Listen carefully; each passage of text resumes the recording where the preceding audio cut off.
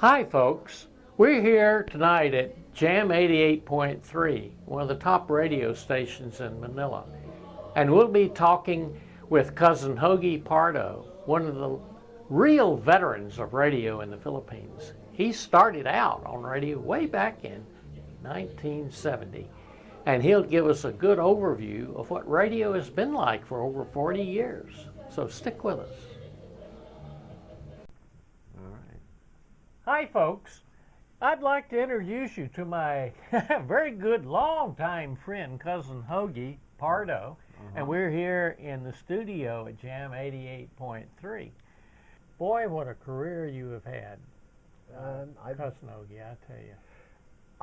I've been lucky, and I'm still lucky, and I'm still happy. It keeps me alive. It keeps me. I would say it keeps me young, and I really enjoy it, and I don't take anything for granted. When did you get into radio in the first place? I got into radio by accident, by chance.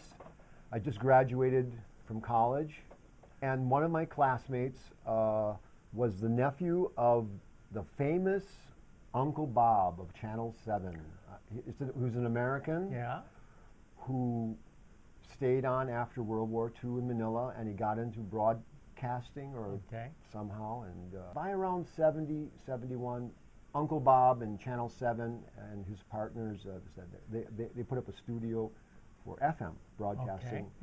And it was called, oh gosh, it was the first rock station. Okay.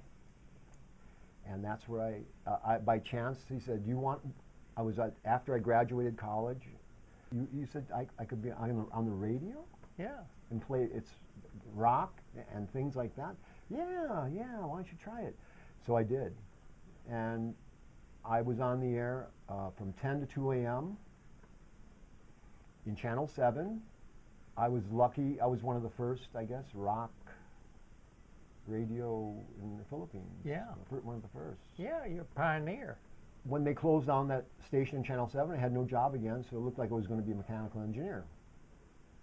But no, a good friend of mine named Charlie Brown, Emil Quinto, said, would you like to work at the new radio station in Santa Mesa on top of the Pereira building?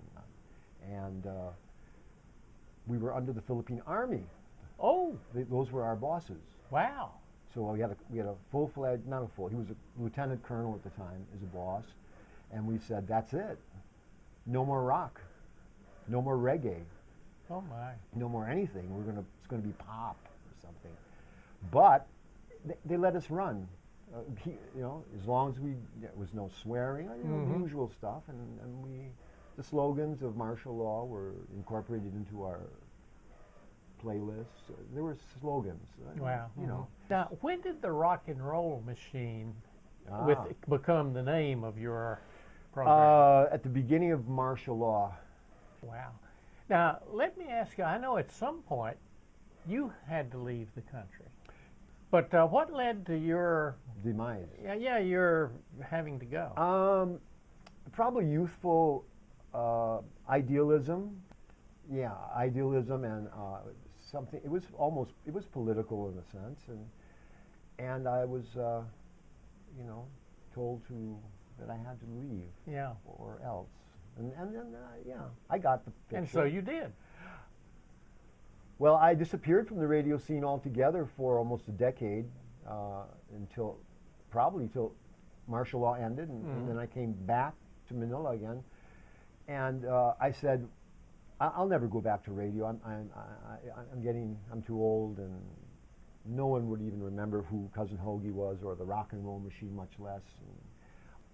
But yes, people did remember who Cousin Hoagy was, and they did remember the Rock and Roll Machine. And I got to go back on the air again in the 90s. Things changed. There was a series of years where the Rock and Roll Machine was called the Crossroads. Ah, yes. At NU107. Yeah. And it was strictly the blues. Yeah. But then I had I was allowed, by the grace of the owners, and RJ at the time, I was on that station too, on another day, playing the Rock and Roll Machine one of the things that occurs to me is I don't even own a radio. Oh, okay. I haven't owned a radio in a long time, except in my car. In the car, yes.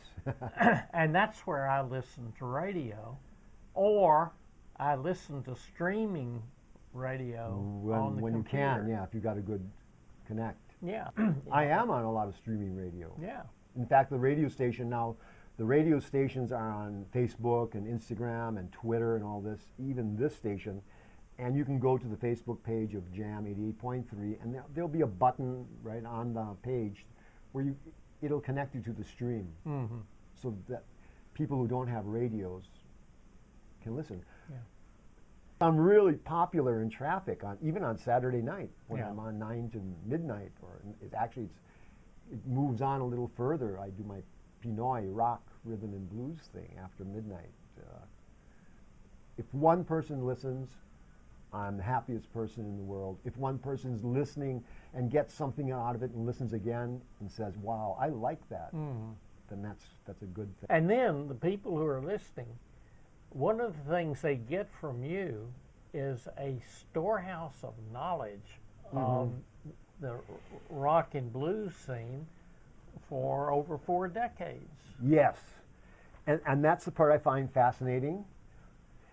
And the magic part, Tom, is the kids, some of them aren't even really fully aware of the Beatles. Yeah. And so I'll play obscure John Lennon, and I love it when they go, wow, I like that.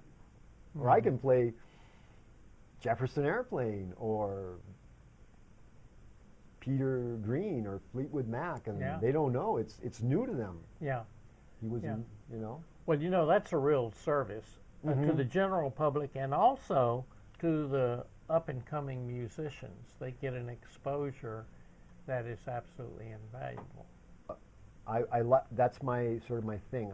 I inform, I educate, I write, I entertain, I inspire. One last question for you. Right. If there's some young people out there who say, you know, this radio thing intrigues me, is there any future for young people getting into radio? It's a difficult thing. I mean, if as a career, it would be nice, but you know, the real money, I mean, the earning potential coming from being in radio would be in pop again. Things like Spotify, and all those other where you can create. A lot of kids do that, listen to that stuff nowadays. That's actually, I think, where I thought we would end up at. Okay. Is that the young people, they may not earn a living out of it, but they can have a really, really passionate interest, and they can do their own radio. They do their own radio. Yeah. Cousin Hoagy, I really appreciate the time. Thank you, Tom. And, thanks a lot for you, tuning in. And now that we're signing off, I want you to look up in the corner. You'll see a circle logo, and click on that, and that way you can subscribe to our video channel. Oh. And we put up new programs a number of times each month. All right. Always a different person, always in a different location. And by following us, you'll learn a lot of the vibrancy and excitement of life in Manila. So thank you very much for tuning in, and we'll see you again. Thanks a lot. Thank you. All right. Yeah. All right, man. Okay.